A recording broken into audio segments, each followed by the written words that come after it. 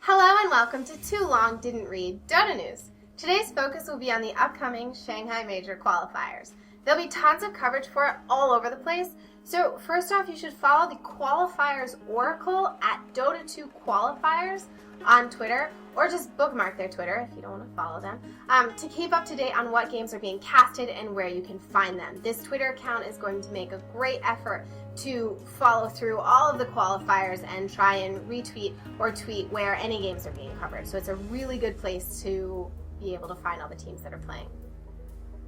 So, to start off, we have a new year and a new major all ready to go. In typical Valve style, we were left in the dark about Shanghai teams until the last second. And then we had those seconds stretched into obnoxiously long countdowns for team reveals. While many of the invites were expected, there's a lot of surprise over that 8th Alliance invite and a decent amount of controversy regarding the American qualifiers. But what else do you expect from NA Dota? So first off, the directly invited teams are OG, Secret, EG, eHome, VG, CDEC, VP, and Alliance. So the first 7 teams all placed in the top 8 at Frankfurt, and then Alliance won the most recent international LAN, which would, make sense. That's how Valve also did invites for Frankfurt Majors. Now, in general, the invited teams have played very little since Frankfurt Majors compared to what we are used to seeing when it comes to Valve events, especially, international. We normally have a whole year of events to judge invites for. So I'll go through some of the results from the teams so you understand, how they've been playing recently. So Vici placed 3rd at the Summit 4. eHome came in, that 5th, 6th place there.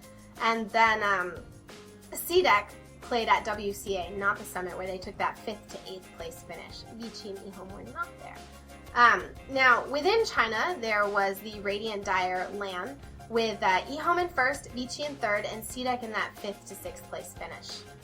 For the Europe region, Team Secret got destroyed in StarLadder qualifiers, and they came in last at WCA.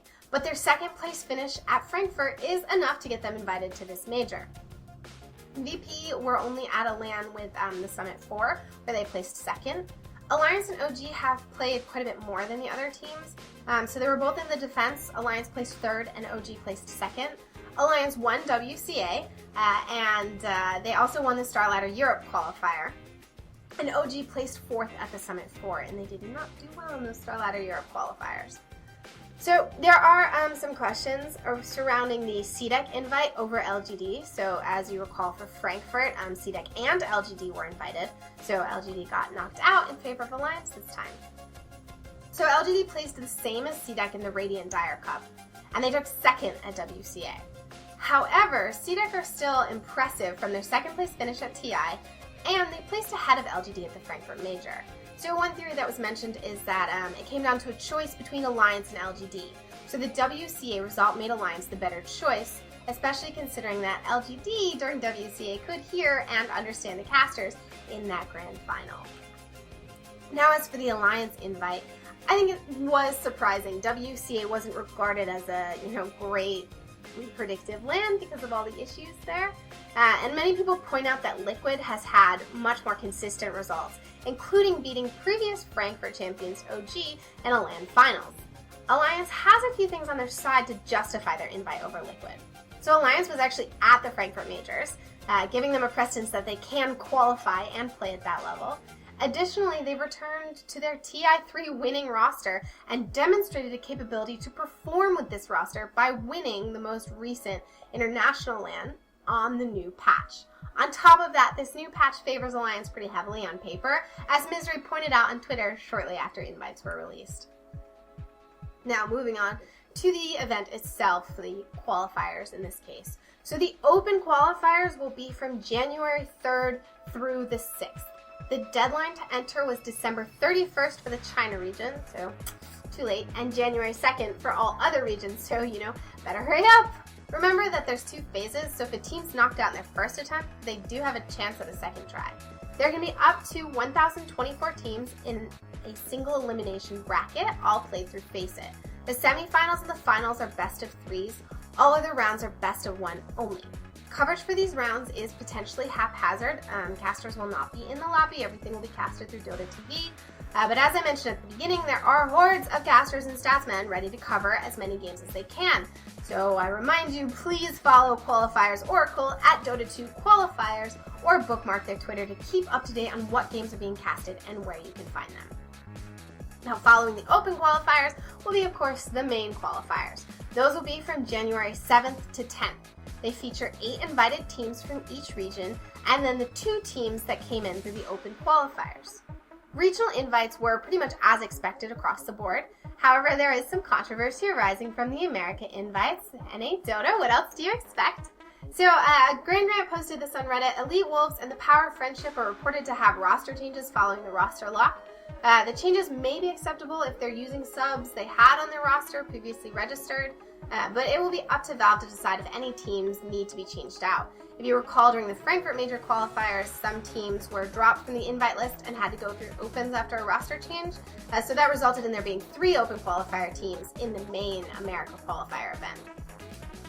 Coverage for this event should be easier to find, but we have not yet seen an announcement from any studios about what their planned coverage will be. Although format is not yet released, if it follows the Frankfurt qualifiers format, then each region will be divided into 2 groups of 5 that play round-robin 2-game series, where if you win both your games, you get 3 points, if you tie 1 point each, and if you lose, obviously no points, with the top 2 from each group then playing a double elimination bracket with first and second place qualifying for Shanghai.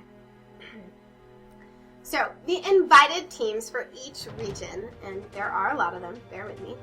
In China, Newbie and Newbie Young, IG and IG Vitality, Wings, Team Fantuan, LGD, and CDEC Youth.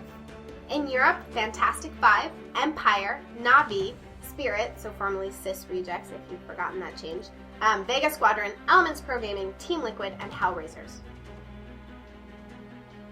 For Southeast Asia, MVP Phoenix, TNC Gaming, Signature Trust, Fnatic, Team Satuduatiga, Execration, Mineski, and First Departure.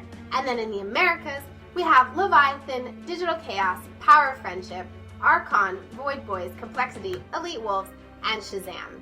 And we'll see if those change. So recent performances put a few teams from each region as clear favorites, but last-minute roster changes, open qualifier winners, and a fairly new patch could all lead to surprises leading up to these Shanghai majors. So, thanks for watching this week's TLDR. I'll be back after the qualifiers finish with some stats about the attending teams to prepare you for what to expect at the Shanghai majors. I'll see you guys next time.